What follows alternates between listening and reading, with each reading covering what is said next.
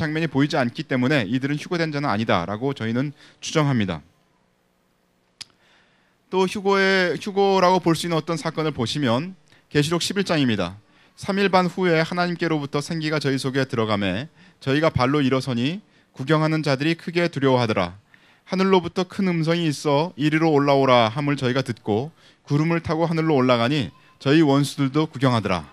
여기는 아주 두 분의 그 선지자가 땅으로 내려오셔가지고 3년 반 동안 기적을 행하면서 하나님께 회개하라고 사람들에게 외치는 그런 장면입니다. 우리가 아까 얘기했던 것처럼 이 두 선지자가 오면 바로 그때가 7년 대환란 시작이라고 얘기를 했었죠. 근데 이 사람들을 보면 말이죠, 그 죽었다가 살아납니다. 적그리스도가 이들을 죽여요. 그리고 3일 반 후에 생기가 들어가서 그 하늘로 올라오라 함을 듣고 하늘로 올라갑니다.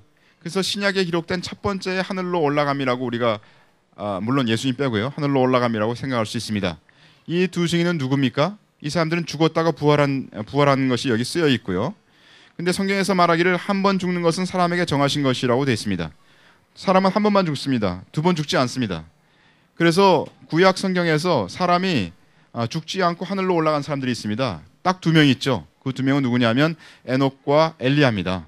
그래서 이 두 사람은 아마도 에녹과 엘리야가 아니냐라고 추정합니다. 어떤 분은 모세와 엘리야라고 얘기하는 분들도 있어요. 근데 모세는 그렇다면 두 번 죽게 되기 때문에 좀 곤란합니다. 그래서 아마 에녹과 엘리야라고 우리가 추정할 수가 있습니다. 근데 만약 이 두 분이 에녹과 엘리야라면 신약교회의 휴거는 아닙니다. 왜냐하면 이분들은 구약에 속한 분들이기 때문이죠. 그러나 이분들이 그 휴거되는 하늘로 올라가는 이런 장면을 보게 될 때 이 사건은 아마도 휴거가 시작됨을 알리는 징조라고 볼 수가 있겠습니다. 그래서 그걸 우리가 살펴보면 주님이 고린도전서 15장에서 말씀하시기를 보라 내가 너희에게 비밀을 말하노니 우리가 다 잠잘 것이 아니요 마지막 나팔의 순식간에 호련이 다 변화하리니 나팔 소리가 나매 죽은 자들이 썩지 아니할 것으로 다시 살고 우리도 변화하리라 이렇게 됐습니다. 그래서 신약 성경에 있는 것처럼 휴거는 반드시 마지막 나팔 때 일어납니다. 마지막 나팔이 불어야 휴거가 일어납니다.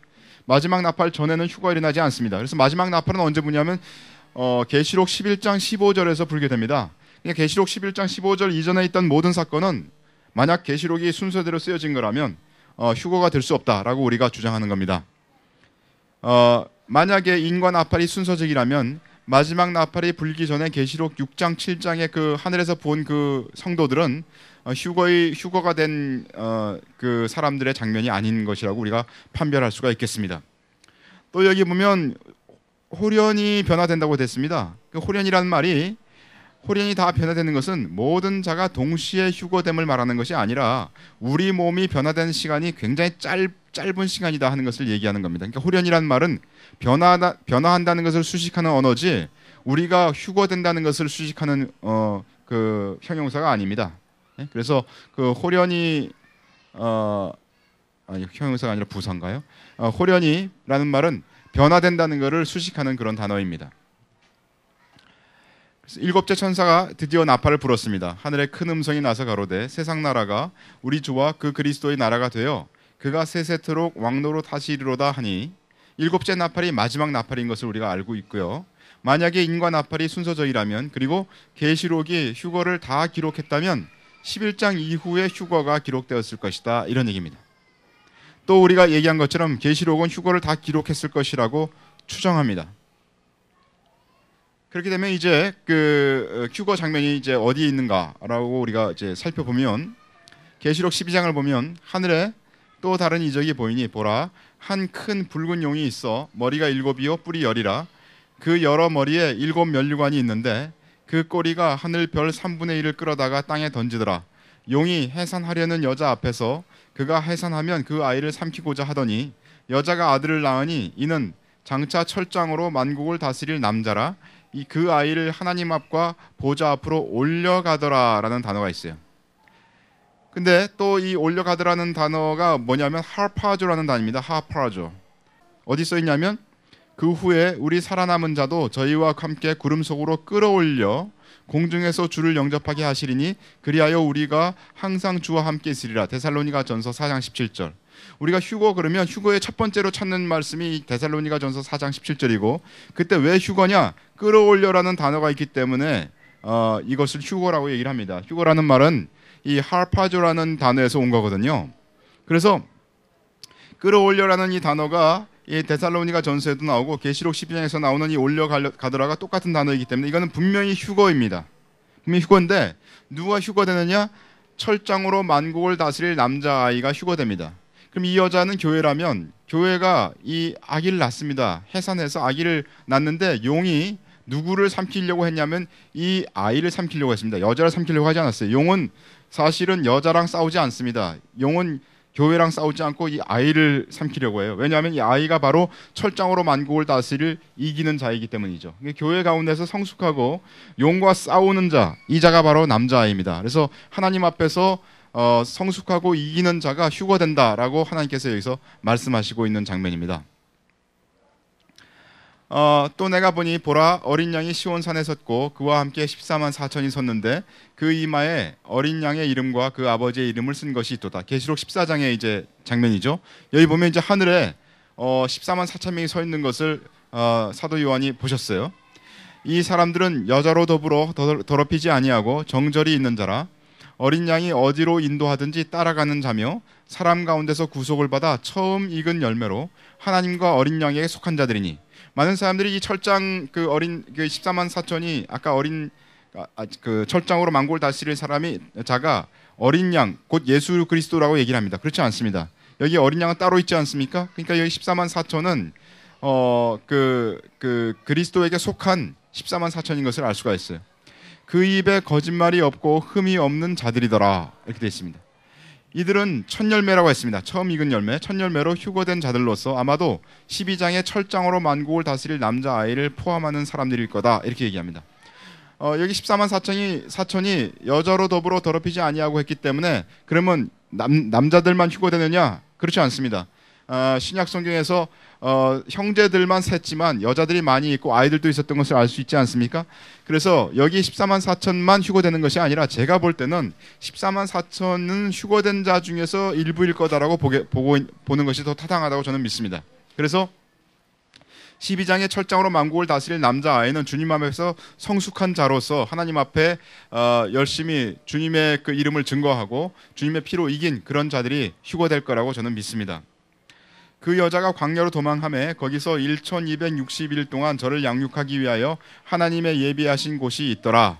여기에 1260일은 후반 3.5년이 되겠습니다. 따라서 모든 교회가 다 휴거되는 것이 아닙니다. 왜냐하면 여자가 아직 남아있기 때문이죠.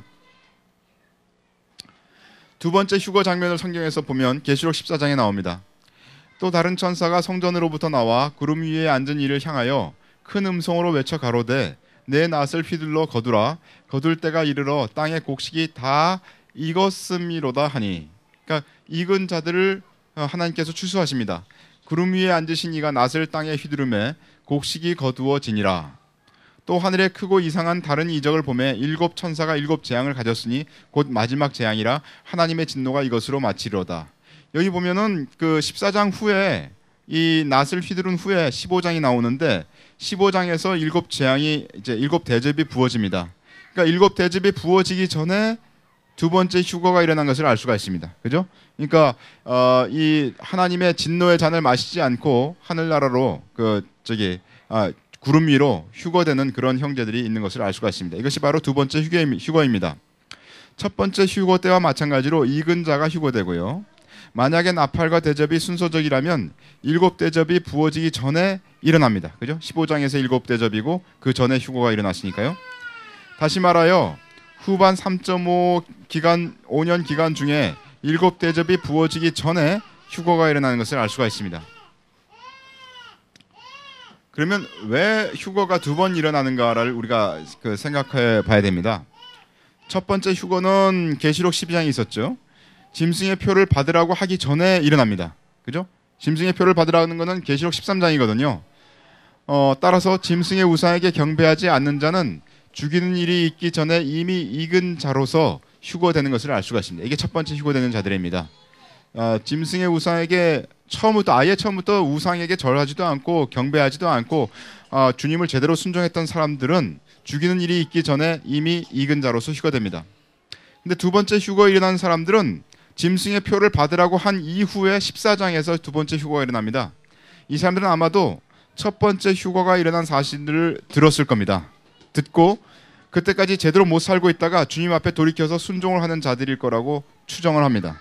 그래서 두 번째 휴거가 되는 사람들은 그때부터 정신 차리는 거죠. 적그리스도 표가 되고 적그리스도에게 우상 숭배하지 않는 자는 전부 죽인다고 했을 때 내가 죽더라도 주님을 순종하다가 죽겠다라고 하는 사람들이 두 번째 휴거되는 사람들입니다. 아직 익지 않은 사람들은 끝까지 환란에 들어가게 되고요.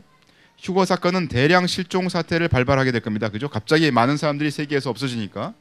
그래서 아마도 짐승의 표에 필요성을 부각시킬 겁니다. 만약 사람들이 갑자기 실종을 엄청나게 많이 하면 적그리스도가 말하기를 봐라.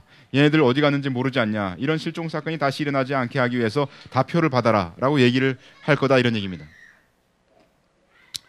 자, 다시 그 구약을 가서 보면 레위기 23장에 이스라엘 자손에게 고하여 이르라. 너희는 내가 너희에게 주는 땅에 들어가서 너희의 곡물을 거둘 때 위선 너희의 곡물의 첫 이삭 한 단을 제사장에게로 가져갈 것이요. 이렇게 되어 있습니다. 그래서 여기 첫 열매를 거둘 때 첫 이삭을 한 단을 가져가도록 되어 있습니다. 그 다음에 안식일 이튿날 곧 너희가 요제로, 이게 요제를 가져간 거거든요. 요제로 단을 가져온 날부터 세어서 7안식일의 수요를 채우고 제7 안식일 이튿날까지 합 50일을 계수하여 이게 바로 그 오순절 얘기죠. 합 50일을 계수하여 새 소제를 여호와께 드리되 너희 처소에서 에바 10분의 1로 만든 떡 2개를 가져다가 흔들지니 이는 고운 가루에 누룩을 넣어서 구운 것이요 이는 첫 요제로 여호와께 드리는 것이며. 이게 우리나라 성경이 그 오역입니다. 어디가 오역이냐면 첫 요제라는 게 오역이에요. 이건 첫 요제가 아닙니다. 이거 두 번째 요제죠. 왜냐하면 여기 첫 이삭 한 단을 가져간 게 첫 번째 요제입니다. 그리고 이 요제는 두 번째 요제인데 왜 첫 자를 썼냐면 이게 첫 열매이기 때문입니다. 요거가 킹제임스로 보면 이렇게 돼 있거든요. 첫 열매로서 주님께 드리는 것이다. 요제로 이런 얘기거든요. 그래서 이거는 두 번째 요제인데 첫 열매로 드리는 겁니다. 그래서 두 번째 요제를 드리는 것이 성경에 나와 있고요. 만약에 두 번째 요제가 있고 그리고 구약의 오순절을 따라서 휴거가 되는 것이 사실이라면 두 번째 휴거는 첫 번째 휴거로부터 50일째 되는 것을 알 수가 있습니다. 그죠? 근데 요거는 50일째일 수도 있고 언제 일어날지 알 수 없을 수도 있고 제가 해석이 잘 아직 안 되더라고요. 두 번째 해석이 있습니다. 왜냐하면 레위기 23장에 보면 이런 말씀이 있어요.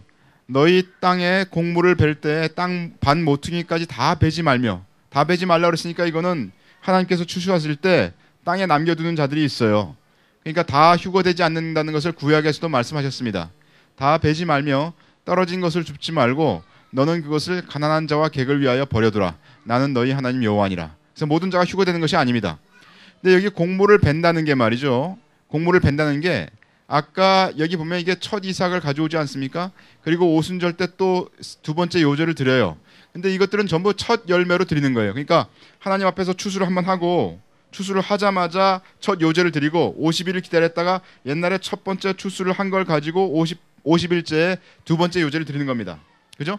그리고서 만약에 23장 22절이 그리고서 남은 거를 벨 때 이런 해석이라고 한다면 이해가십니까? 그러면 너희 땅에 곡물을 벨 때는 다 베지 마라 이렇게 하신 거라면 이 두 번째 요제가 철장으로 만국을 다스릴 남자아이의 휴거라고 해석을 할 수가 있게 되는 거고요. 그죠? 이 첫 번째 요제가 아니라 두 번째 요제가 철장의 휴거라고 하게 되고 그 다음에 곡물을 벨 때 이 벨 때가 두 번째 휴거라고 할 수 있게 된다면 첫 번째 곡물을 벨 때부터 이 두 번째 곡물을 벨 때까지는 며칠인지 알 수가 없는 거예요. 그래서 두 번째 휴거가 바로 여기에 곡물을 베는 것이라면 두 번째 휴거는 첫 번째 휴거 후 언제 일어날지 알 수가 없습니다. 그러니까 만약에 여러분들이 우리가 그 첫 번째 휴거에 우리가 들어가지 못했고 자, 그 다음에 이제 짐승의 우상에게 경배하라. 그걸 경배하자면 죽인다. 이런 말이 이제 선언되고 막 이제 사람들을 죽이기 시작할 때 그럼 내가 50일까지만 견디면 되겠다라고 하다가 50일째 견뎠는데 휴거 못했다. 그렇다고 나 끝까지 남을 거라고 예상하지는 마십시오. 내가 해석이 틀렸을 수도 있으니까 여러분들 당황하지 마십시오. 저도 당황하지 않을 겁니다. 휴거는 언제 일어납니까? 또 내가 보니 불이 섞인 유리 바다 같은 것이 있고 짐승과 그의 우상과 그의 이름의 수를 이기고 벗어난 자들이 유리 바닷가에 서서 하나님의 검은고를 가지고, 이 계시록 15장 사건입니다.